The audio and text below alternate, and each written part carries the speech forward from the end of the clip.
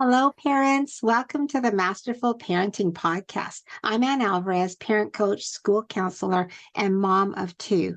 Do you struggle with your relationship with your kids because you carry childhood pain? Do you get triggered by your child's behavior, become irrational, and maybe even yell at your children? Maybe you want to be a better parent, but you don't know how. Instead of repeating old patterns, you want to heal your pain, become more aware of your child's needs, feel connected to your kids and learn the tools to communicate better so you can truly enjoy your parenting. If you are ready to heal your childhood pain, raise healthy, connected, and happy kids, and end the cycle of parenting with pain, then join me. Our kids deserve it, and we can do this. Let's go.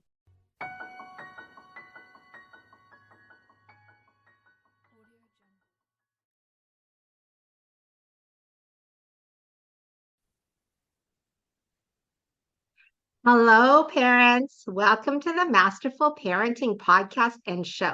I am super excited today because we have a special guest. Her name is English Simone. English, welcome. Please, can you Hi. introduce us to the audience? Yes, absolutely. So, greetings and great day, parents, and thank you so much, Anne, for having me on. Again, I am English Simone. I'm a writer, advocate, and soul motivator. Now, what that looks like for me is I'm in the trenches with youth and their families to help bridge the gap, connect the dots, especially when it comes to mental and behavioral wellness and health management. So we're in here, we're having conversations with parents, we're having conversations with our youth, and we're also giving them the opportunity to access those resources and create ways to better manage themselves, their emotions, and understand the behaviors that comes behind that. And also we are in the school systems, we're in our public health and service entities, making sure that our leaders, community holders, and policymakers know exactly what our families need to put them on a track to total wellness. So when you hear the name English Simone, you best believe that I'm somewhere working with your kids and I'm working with their families to make sure that you have what you need to thrive mentally, emotionally, and socially. I love that so much. Your mission speaks to my heart. Okay, let's start with the first question. What is Okay. one thing that parents can change that will really impact their kids? Hmm. That parents can change. Oh, this is a good one because one of my mantras is, we as adults think we know everything and we are often set in our ways. Um, but I will say that one thing that adults or parents can do to really help and impact their children's lives is to create an honest and safe space for them to have authentic conversations. Long is gone the day where parents could say, because I told you so, and that was it. As much as we don't like that, the reality is that children, they want to know. And contrary to a lot of parents' beliefs, they want to hear from their parents. Yes, their peers are going to have influence, commercials, TV, social media, but at the end of the day, based on several conversations that I've had with some of our youth, they want to hear from their parents. And the only way they're going to hear it is if you start by listening to them. So creating that safe space, opening that door, and of course, making sure you provide a healthy standard of communication. And in doing that, you would be amazed at the opportunities that come to not only allow your child to be a better person, but you can better yourself as a parent as well. So just remembering that communication piece, because it is so important, is going to be vital in, helping to mold your babies into who you want or think they should be to thrive in this society. Right. So, like, when I think about safe, like, maybe you can explain a little bit more about how we create safety as parents. Because I think, like, a lot of parents are not sure what that looks like, right? And so, um, what is the way that we can help our children to feel safe? And how do we know if our children don't feel safe? Oh man, that's a really good question. Um, because you're right. A lot of the times when we think safety, we're thinking the tangible aspects of being safe. We're thinking about making sure they have their seatbelts on, or locking the doors, or saying no to strangers. Those things. And All of those are valid. But safety, from the aspect of a child, and even us as adults, just human beings in general, means security. If your child walks into a room and you see their disposition isn't, it doesn't sit right with you, it doesn't feel right to you, getting comfortable yourself to move on that instinct is what we need to become more comfortable with doing as adults. Moving on that instinct and with the mindset that they might be okay, they might not, but this is a better safe than sorry conversation. I'd rather ask you, because then what are you losing? I'd much rather ask my child that if they're okay because of a hunch that I have versus saying, oh, I'm afraid to ask because they might blow me off or they might feel like I'm invading their personal space. Because kids want to, one, they want to feel visible, and Yes. two, they want to be heard. But the only way to feel heard is to give them that opportunity to speak. So that's Right. one great way to create safety, like that, to show them that you notice them, show them that you feel some type of way about how they're feeling, and letting them speak to that. And also letting them know that you respect what they're feeling, and you acknowledge what they're going through, and you just want to help them solve whatever they're going through. I love that. I love that. I think like we have to, as parents, change our way of thinking. Mm-hmm. That we are not trying to instruct or to tell them what to do. We are listening with empathy, Yes, and we are listening without judgment. So that's yeah, safety means you can say anything and you know that you're still going to be loved, right? yes, absolutely, without judgment. You said the key word. Who wants to walk into a room and just feel those daggers of stares, or just have that pain in your belly where I'm afraid to be me because of Yeah. what other people are going to think and how they're going to respond to me. As a parent, we have to, if nowhere else, create our homes in our arms as a place our kids can come and actually be okay with being authentic without being judged. Yeah, I love that. I love that so much. I think like when we as parents just focus on, I'm gonna listen with love, Yes. and I'm going to allow my child to speak, and I'm going to love them and show them love, right? And Yes. that means we're not judging, we're not criticizing. We are listening in a supportive way, right? Yes. In a way that allows them, that makes them feel safe, right? I It love that. does. It's it's so important. Okay, let's go on to two. What do you Okay. think teens struggle with the most today? Whew. I would love to know if your guests agree, but there's this thing called information overload, and it's due to access to internet. I'm guilty of it because many of us tend to let technology babysit our kids. And while technology it can be a blessing, it can also be a curse. And I say information overload, but even more so, it's our young people's inability to decipher fact from fiction. Hmm. So when you take all of this stuff that you see on social media, and even as an adult, it can be overwhelming because you're creating these internal clocks, you're in this internal race, you're seeing your peers and your friends doing this, that, and the third. And no one's really taking the time to think about what could be going on behind the scenes.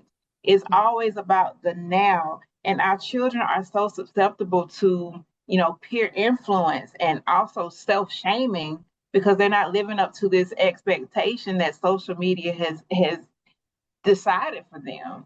Mhm. And when we were coming up, the most I had to information was a good encyclopedia. So it's, and you had to know how to Same, sort through the encyclopedia. same with me. Yes, and it's changed so much. It has changed so much. And, you know, our children just, again, it goes back to wanting to be heard or even being seen, I should say. And, Mhm. social media creates that space to be seen. But then for our babies, it's like, oh, but how do they see me?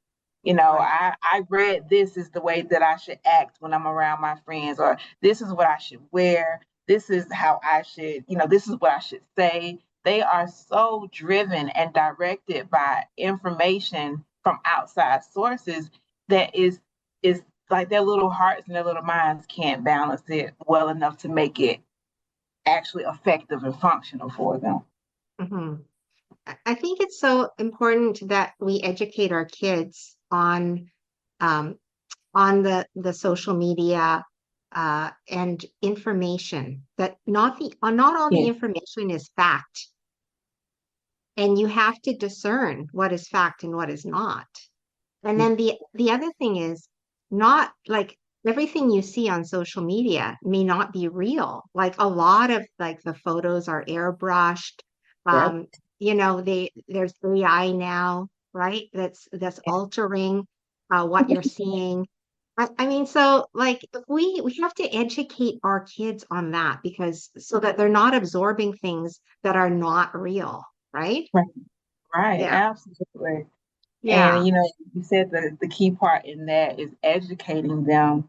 And again, it's going to go back to that communication piece, and being okay as the parent to say that, you know, this is from my perspective. This is what I know as your parent. However, I understand what you're seeing and what you're feeling in response to that. I know, especially when it comes to that communication piece and teaching our kids about internet safety and deciphering that information. There's an organization that I'm on the board of directors for called Fort Safety, and what they do is teach parents how to have those conversations about you know what is what is the internet? What can it be? Is it AI? Or how can I decipher fact from fiction? How can I lean more heavily on my feelings versus what someone says on the World Wide Web? Yeah. Being able to have those conversations about the peer pressures behind social media and the internet as well. All of those things compounded onto a child can lead to, I don't want to say self destruction because that feels a bit dramatic, but in some cases, self destruction. And it also influences the family dynamic as well. So Yeah. being able to help our babies decipher that information, break down fact from fiction, these are the types of conversations that, like you say, we need to have with our kids. And if we're not sure how to start those conversations, there are organizations there that can help get it going for you. Absolutely, absolutely. I also feel like a lot of the kids that are like addicted to social media are the kids that we would call like the most at-risk kids. And the most at-risk kids are the kids whose parents are working all the time and they're Mm-hmm. not around. And so now social media has become like their parent. I hate to say, but Yeah. and so I think that is something that we have to be aware of as parents, that we have a window of time with them. Yeah. Yeah. And And we once have, that window is gone, it's gone, right? it So is, it's we have fleeting. we have to find a way to provide for our families financially, but also to be around when they are home, right? Be around when they're home. I think I know it's tough. I know it's It super is. tough, but but it is something that we have to try to figure out a solution for, right? Yeah. Okay. How can we help our teenagers? Okay, so Yeah, how I can love teenagers, right? I'm a school counselor and teens are my passion. we, oh my goodness, yeah. So I can only imagine some of the stories you hear. Yeah, lots. Oh my gosh. And with teenagers, man, it's such a, I always call things that I can't really summarize as, I always call it fun. Yeah. Teenage years are such fun times because, you're no longer a child, you're no longer a kid, but you're definitely not an adult. But in Right. your mind, you are. Yes. And so you're at that place where you want to be able to lean on yourself more and be more independent, but you still need your parents. You still need some reassurance. You still need someone to take the time with you and say, I'm here for you and I'm going to help you the best way I know how. Mhm. And so one of the things that I feel is that's most important for our teenagers is being accepting of their journey, you know, giving them that space again to talk so that we can listen. You know, many people look at our youth and always come in with guns ablazing. They have a pocket of quotes that they're ready to throw out at any given time. But how are you going to quote something and answer a question that you've not heard? Let these kids speak, let them talk, and let's actually listen. But one of the things that I pride myself in is I go into every situation with a blank slate because I'm a true believer that I can't give you a solution if I don't know what the problem is. And just by listening to children and listening to our youth and actually watching them, and when I say watching, I mean you're watching for their mannerisms, you're watching for their disposition, you're listening for tone, and I even watch their posture. Just really being in the moment with our teenagers can help you dismantle or at least hear the root of the issue. And then that's when we can come in. And I feel that as adults, as caregivers, parents, our goal is to connect the dots. We don't want to drag our kids along. We don't want them to come kicking and screaming. I mean, sometimes we might, Yeah, but in most cases, you want to connect the dots because you want to give them the tools. And yeah, again, if I give you a hammer and all you want is a drink of water, I didn't help you. I need to listen to what you really need. I have to be yes. able to listen to you and address that need, and then I can give you the proper tools to get through. And that's Yeah. what I think a lot of our youth are missing is that opportunity to strictly speak and be real in their moment. And Mhm. then we can step back and provide them what they need. I love that so much. I think it's so good that they need to be heard. Mhm. So important. I always say, like the toddler and the teenage years are when they need us the most, but they're Yes. also the toughest. They're the toughest stages of development for a Mhm. parent.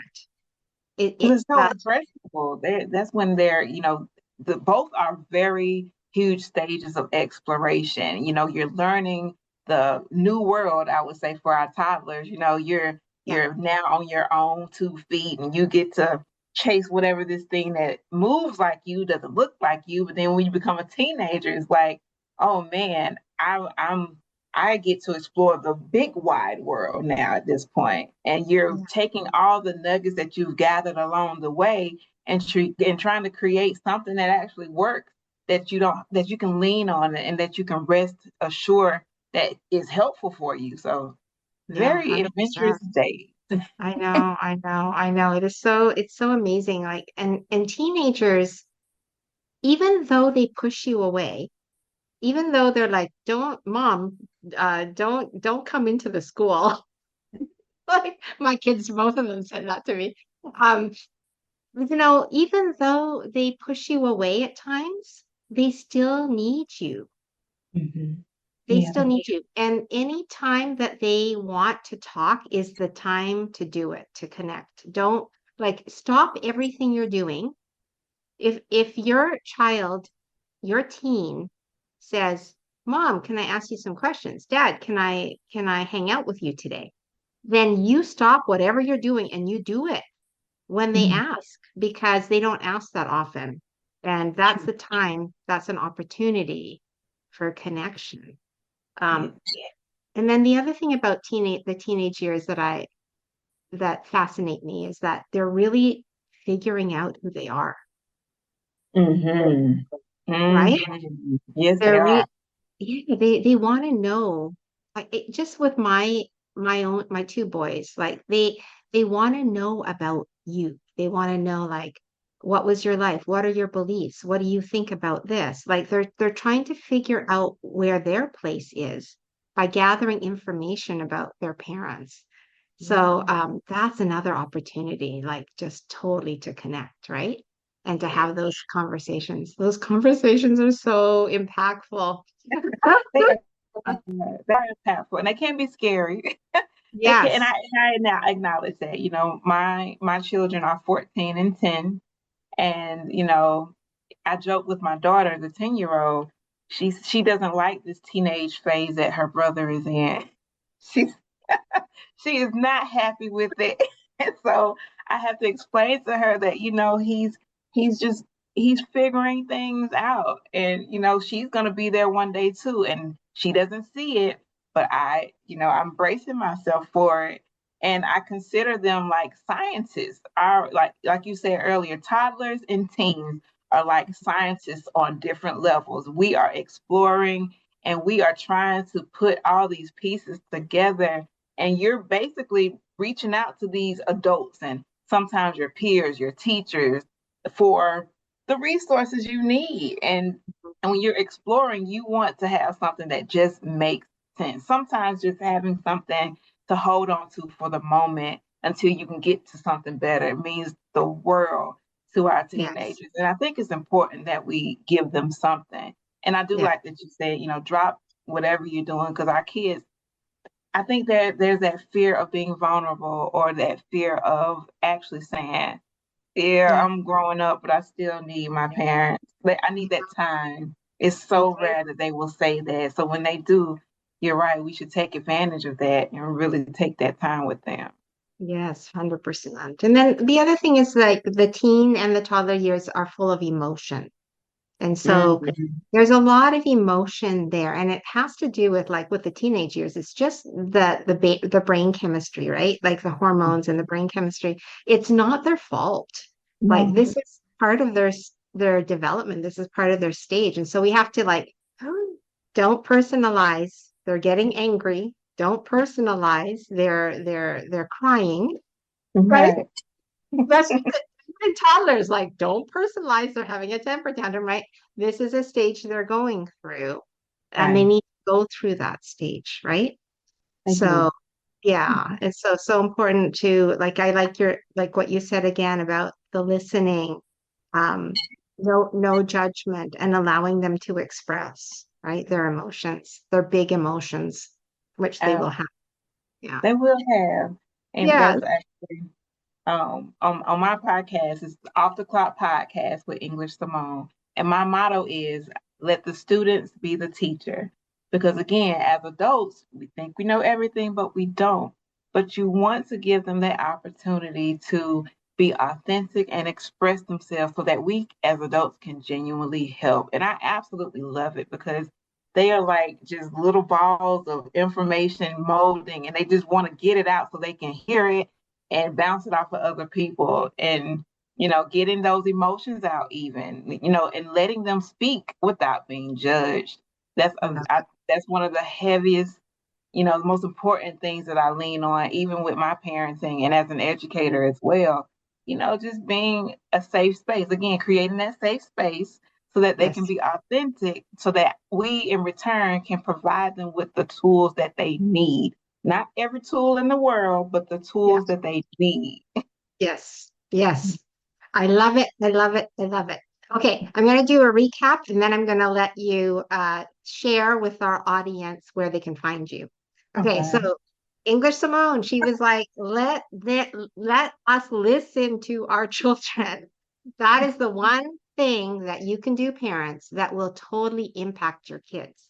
Listening without judgment, allowing them to speak and to have a voice in your home, and creating safety to do that at home. So important. And being accepting of them in their journey because the teenage years are tough. And so we need to accept them, how they're feeling about themselves, what they're trying to figure out about themselves, answering their questions, and to be in the moment with our kids, not doing, but just being with them so that they can feel like they're truly cared for and loved. I think that's a good recap. Is there anything I missed, Simone? English No, Simone? I think it's a great recap, and that's what I want to drive home. Like, yeah, we have Okay. to create this space for our kids, and if you need help with that, there are resources available. And even myself, I always try to keep my doors open for youth and their families. And with that being said, Yes. across most, if not all, social media. You can find me at English Simone Official. So that's on YouTube, that's on LinkedIn, that's Facebook, Instagram, and even TikTok. Wow, You can awesome. find me there. So, and if you ever Yeah. feel the need to reach out to me directly, please send me an email at contact@englishsimone.info. So contact englishsimone.info. Okay, and if you can send me all your links, I will put your links on with the show notes. Yes, Sound absolutely. good? All Sounds right. Well, good. thank you so much, English. This was so impactful, empowering. I love the conversation we had and so enjoyed having you as a guest. So I appreciate you and thank you so much. Thank you for having me, and I definitely appreciate you giving me the time. Yeah. All right, parents. That's it for today. Hope you enjoyed the show and tune in next time and we will be exploring more help for parents. Take care. Bye.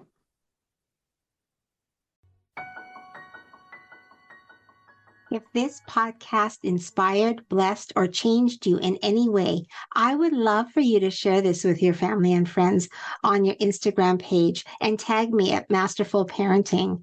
And join my Masterful Parenting Facebook page or DM me for more parenting support. And I will meet you here real soon. Remember, be relational with your kids and you will see a change. Love to all you parents out there. Let's change the world one parent at a time.